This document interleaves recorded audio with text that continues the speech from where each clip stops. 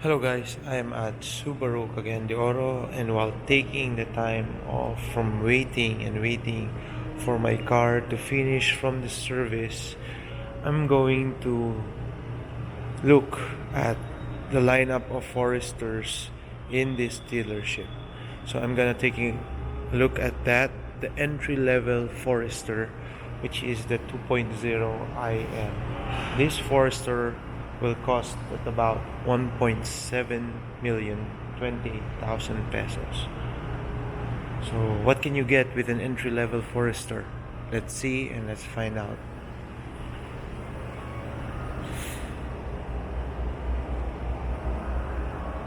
So the color is jasmine green and it sports a 17-inch alloy rims. The alloy rims looks like inspired from the 80s.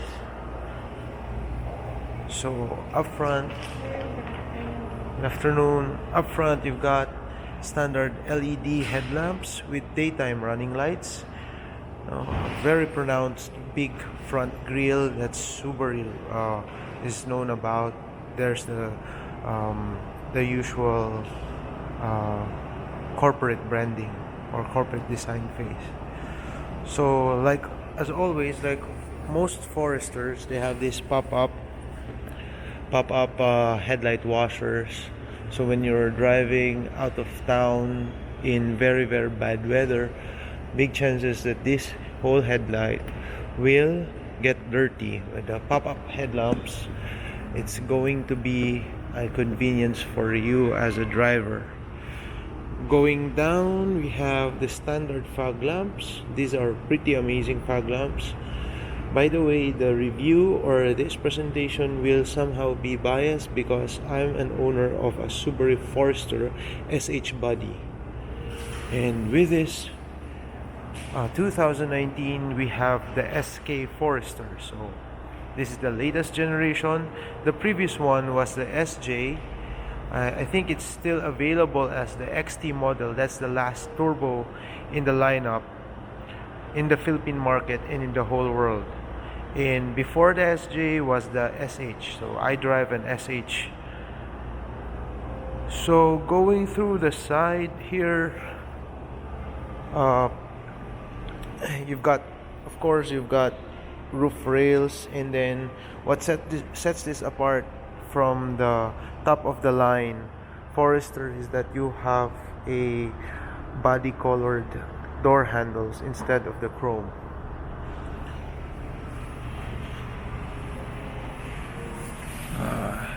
I don't think I fancy the 17-inch rims. They look too 80s. I do like the top of the line,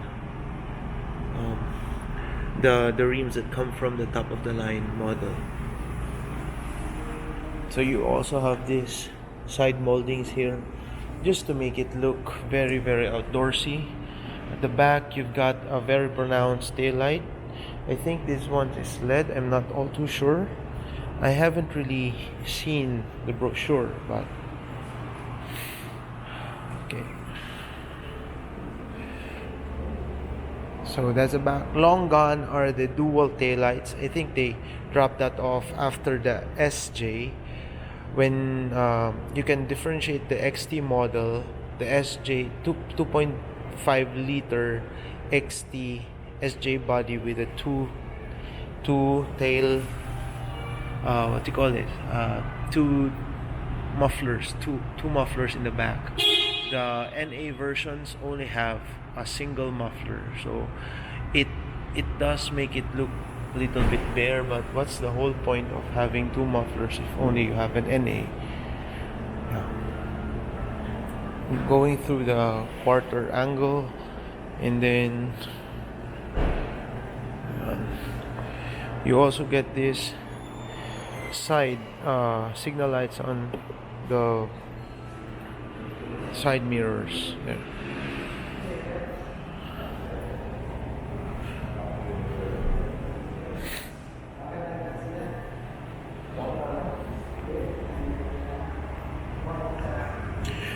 Power is at 156 PS, around 170 horsepower. Tapos torque naman is 196 Nm. So fuel tank capacity is 63. By the way, all Subaru Foresters are equipped with a CVT transmission. So let's get inside.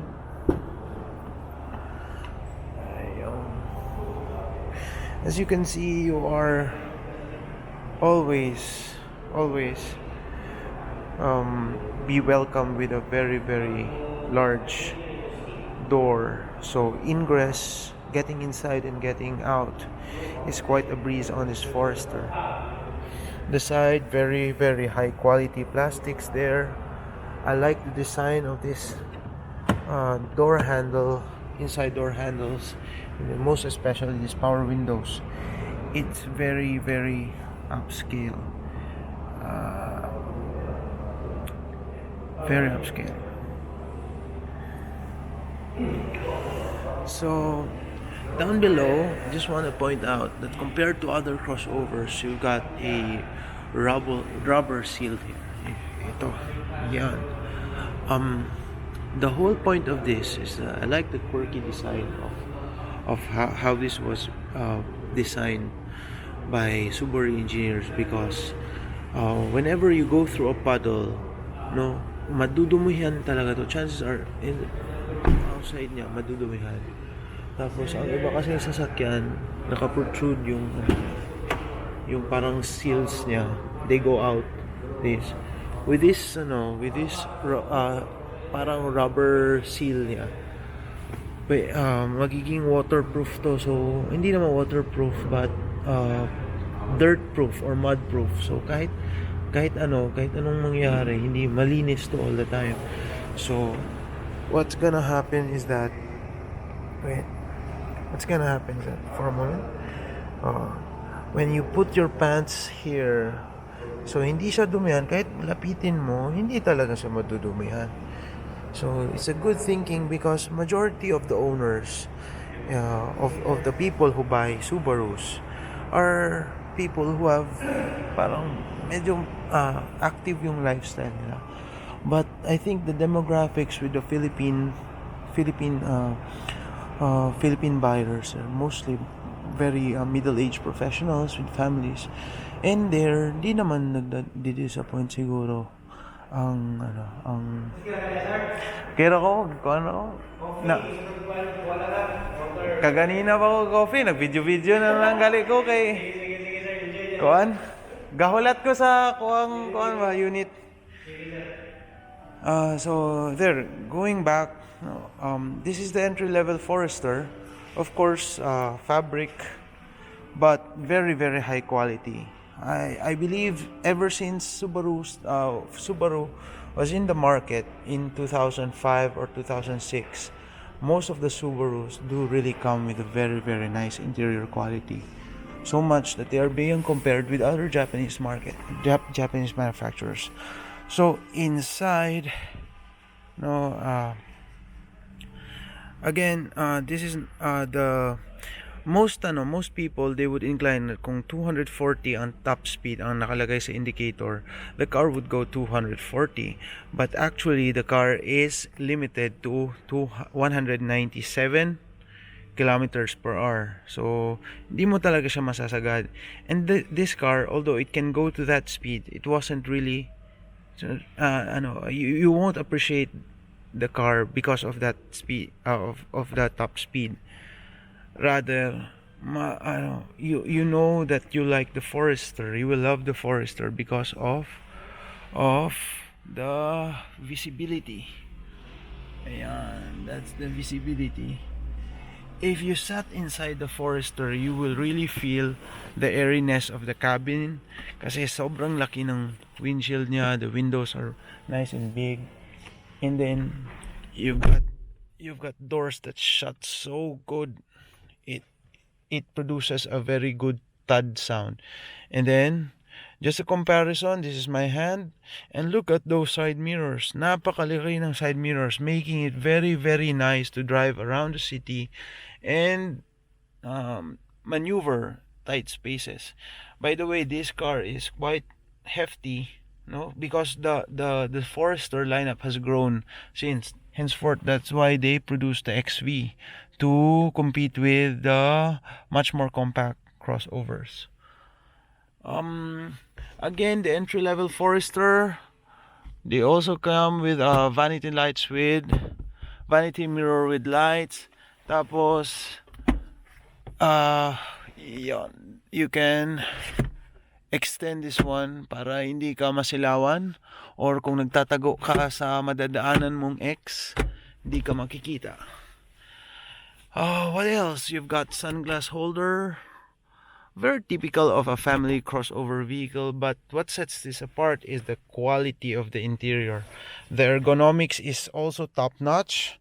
Unfortunately, this one, my camera is not that wide enough na hindi nyo talaga ma-appreciate. But if you, this is my hand, I'm sitting far back, no, a very comfortable position, and I can still reach out to the buttons, no, even when you're using your gloves.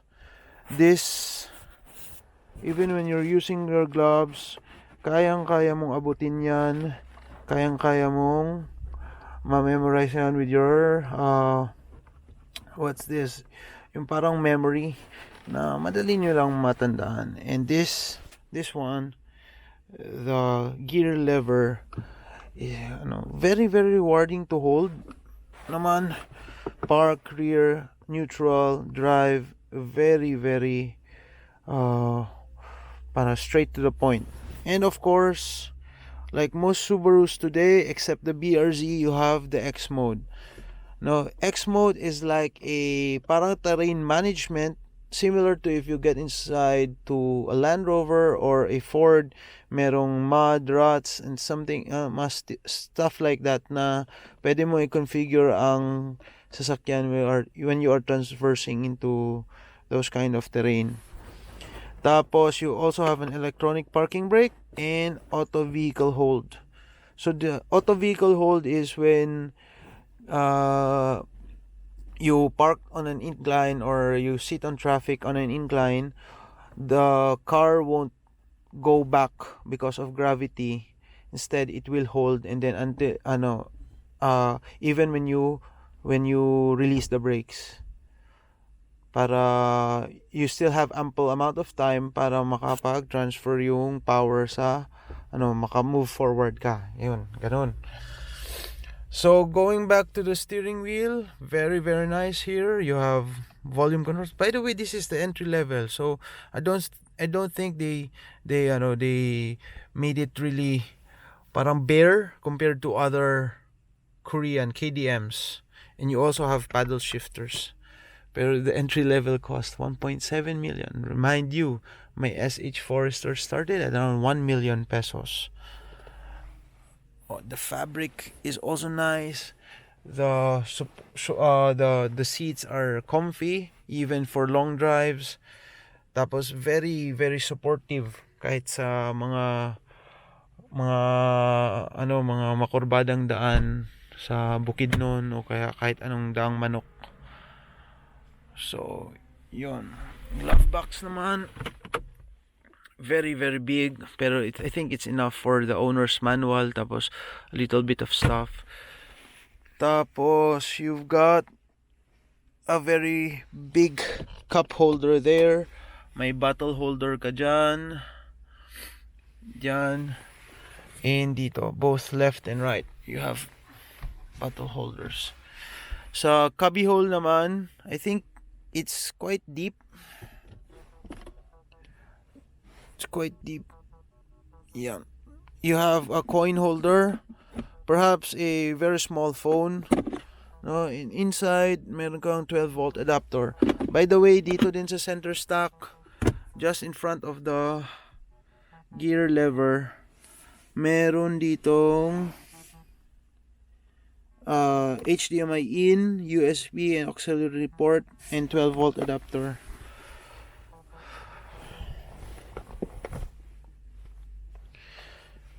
Okay, I'm not gonna talk much about these, the head unit, but kasi I think you can upgrade to a more high-end head unit. Pero yung normally magaganda naman. Hopefully marinig ko yung sound quality.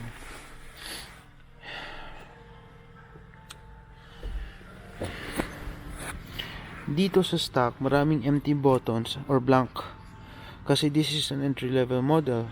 This model doesn't have the auto-leveling headlights. That's why you have the manual toggle switch here. And this one is for the illumination ng instrument cluster. So, yun.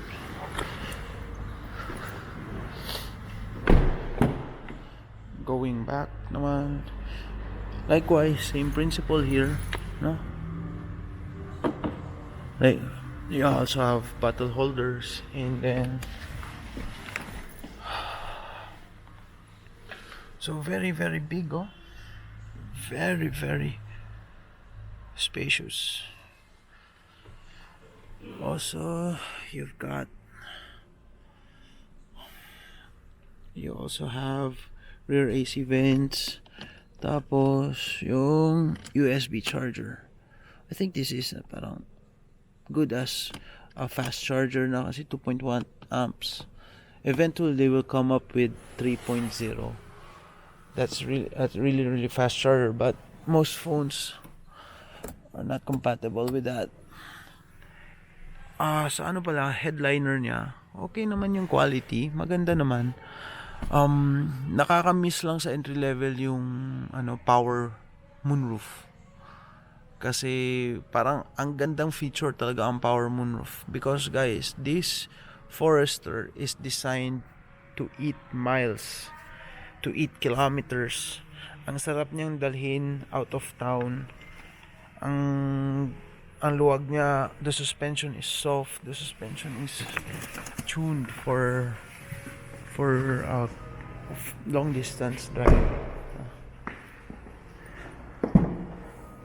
Ito, sa rear compartment naman, ang siguro ang bad points ng Forester is because wala siyang third row option. It's strictly a 5-seater.